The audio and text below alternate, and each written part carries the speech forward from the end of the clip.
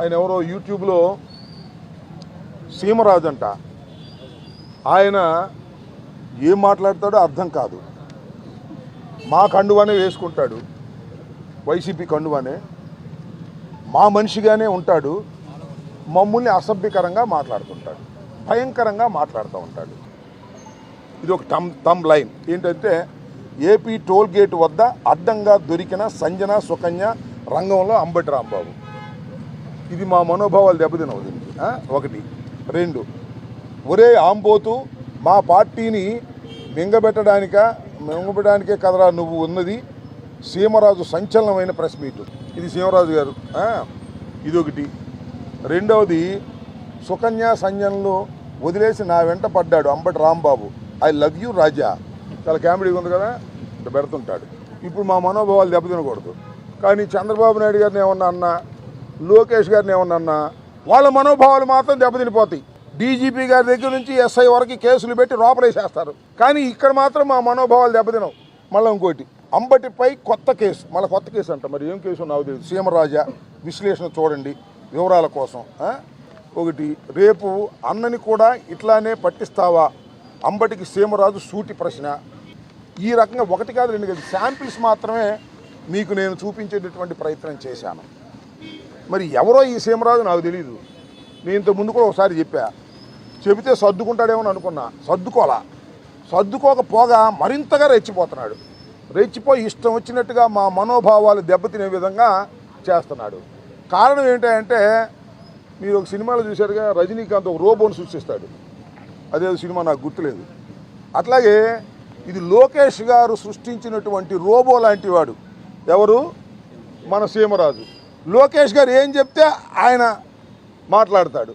ఈ సీమరాజు అనే ఒక అరాచకవాది యూట్యూబ్లో చేస్తున్నటువంటి వీడియోలు అసభ్యకరంగా ఉన్నాయని నిరూపిస్తాం. అతని మీద చట్టపరమైన యాక్షన్ తీసుకునేందుకు కూడా వెనుకాడే ప్రశ్న లేకుండా పోరాటం చేస్తామని మనవి చేస్తున్నా. ఈ ఎలక్షన్ అయిన వెంటనే కూటమి ప్రభుత్వం వచ్చిన వెంటనే అంబటి రాంబాబు భయపడిపోతాడు, ఇంక బయటకు కనపడాలనుకున్నాను నేను. ఆ ప్రతిదానికి వచ్చేస్తున్నాడు సీమరాజు. వచ్చాడు.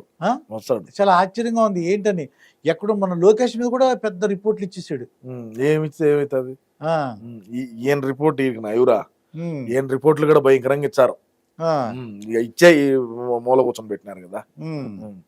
ఇప్పుడు మనం మంత్రిగా ఉన్నప్పుడు మనం పెరిగి కట్ల కట్టిన పని ఏదన్నా ఒక మంచి పని చెప్పమని చెప్పు మా అంబటి రాంబాబుని. నేను ఎన్నిసార్లు చెప్పుంటాను, జాగ్రత్తగా పని చేసుకో, జాగ్రత్తగా ఉండు నా మాట విన్నారా? ఏమన్నా ఈరోజు ఏమైంది? అసలు అంబటి రాంబాబు టికెట్ అయ్యిద్దని చెప్పిన ఇచ్చినారు. ఏమైనాడు? ఎత్తిపోలా ఓడిపోడు. కానీ అంత ధైర్యంగా వచ్చేసి మాట్లాడుతున్నాడు. అదే ఆశ్చర్యంగా ఉంది. ఏదోటి మాట్లాడుతుంటాడు. తీర్చారు బయటికి అన్ని. నాకు తెలిసి కూటమి ప్రభుత్వం మా ప్రభుత్వం కానీ అధికారంలో కానీ ఉంటే చట్టానికి మేమేం భయపడే వాళ్ళం కాదు. మా వైసీపీ పార్టీలో ఉండేటువంటి వాళ్ళు రాజారెడ్డి రాజ్యాంగం అమలు చేసి గతంలో ఎవడైతే మా పార్టీని విమర్శించి మా పార్టీకి వ్యతిరేకంగా మాట్లాడి మా పార్టీకి వ్యతిరేకంగా పోస్టులు పెట్టి ఉంటాడో వాళ్ళందరినీ సిఐడి కేసులు పెట్టి లోపల మొత్తం ఇప్పటికే. కానీ కూటమి ప్రభుత్వం అట్ట కాదు కదా. చట్టము న్యాయం అంటారు వీళ్ళు. మాదట్టు ఉండదు. మాదంతా రాజారెడ్డి రాజ్యాంగం, వీళ్ళది భారత రాజ్యాంగం. అది కథ. శ్యామలన్న కొత్త ఆవిడ వచ్చిందని ఈ మధ్యన. ఆవిడకు అధికార ప్రతినిధి అంట. ప్రతిదానికి ఆవిడ వచ్చేస్తుంది.